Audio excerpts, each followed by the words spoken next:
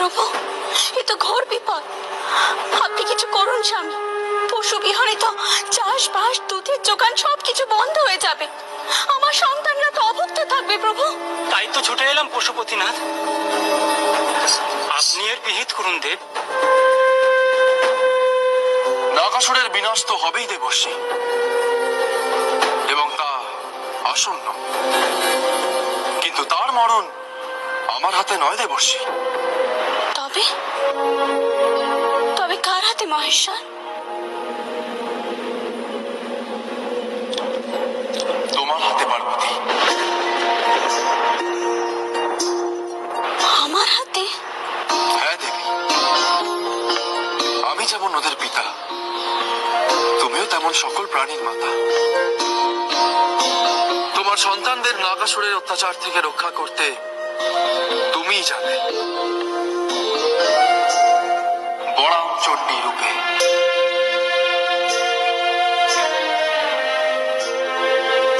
সেই রূপেই বধ হবে নাগাসুর।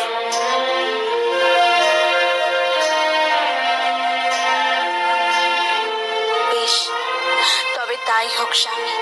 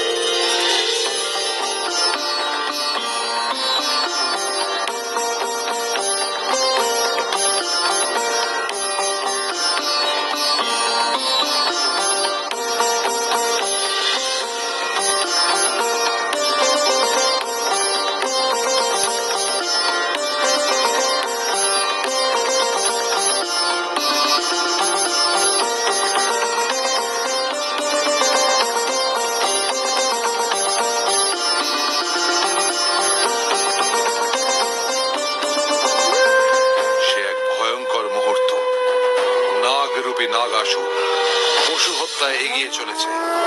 শঙ্কিত প্রাণীদের আর্ত হাহাকারে ভরে উঠেছে আকাশ বাতাস, আর রক্ষা নেই। এমন সময় এগিয়ে আসে এক ছায়া। ঈগল রূপিণী দেবী নাগাসুরকে আক্রমণ করেন।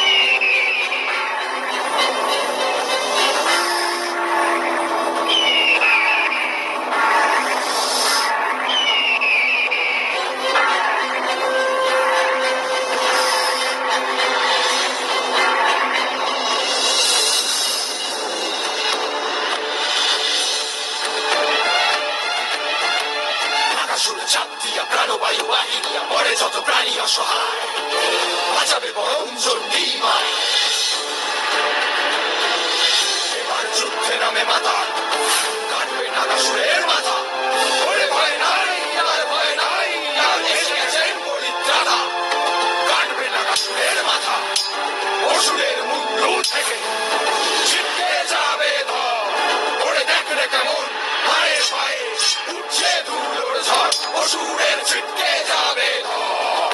সবাই মিলে মায়ের পায়ে করব মোরা ঘর, সবাই মিলে মায়ের পায়ে করব মোরা ঘর, সবাই মিলে মায়ের পায়ে করব মোরা ঘর, সবাই মিলে মায়ের পায়ে করব মোরা ঘর, সবাই মিলে মায়ের পায়ে করব মোরা ঘর, সবাই মিলে মায়ের পায়ে করব মোরা ঘর।